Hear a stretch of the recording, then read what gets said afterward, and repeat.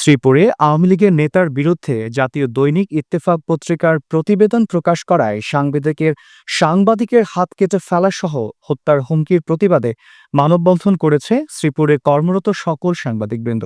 গাজীপুরের শ্রীপুরে অনিয়ম, ঘুষ, দুর্নীতি, স্বজনপ্রীতি সহ আওয়ামী নেতা, স্থানীয় বঙ্গবন্ধু পরিষদের সভাপতি এবং শ্রীপুর মুক্তিযোদ্ধা রহমত আলী সরকারি কলেজের পলাতক উপাধ্যক্ষ নুরুন্নবী আকন্দের বিরুদ্ধে দৈনিক ইত্তেফাকে শ্রীপুর মুক্তিযোদ্ধা রহমত আলী সরকারি কলেজ হিসাবে নথিপত্র নিয়ে লাপাত্তা উপাধ্যক্ষ ৬টি নোটিশ দিয়েও মিলেনি জবাব শিরোনামে ২৩ ফেব্রুয়ারি একটি অনুসন্ধানী প্রতিবেদন প্রকাশ করা হয়। ১২ মার্চ রাতে একটি নকল ফেসবুক অ্যাকাউন্টের মাধ্যমে জাতীয় দৈনিক ইত্তেফাকের শ্রীপুর উপজেলা প্রতিনিধির ফেসবুক আইডি এম ফারুক উল্লেখ করে হাত কেটে ফেলাসহ হত্যার হুমকি দেয়া হয়। এই হুমকির প্রতিবাদে সাংবাদিক এম ফারুক শ্রীপুর থানার একটি সাধারণ ডায়েরি করেছেন।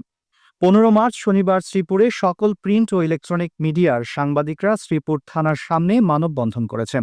মানববন্ধনে গাজীপুর ও শ্রীপুরে সাংবাদিক নেতৃবৃন্দ অবিলম্বে দোষীদের গ্রেফতার করে শাস্তি নিশ্চিতের জন্য দাবি জানিয়ে প্রশাসনকে ২৪ ঘণ্টার সময় বেঁধে দিয়েছেন।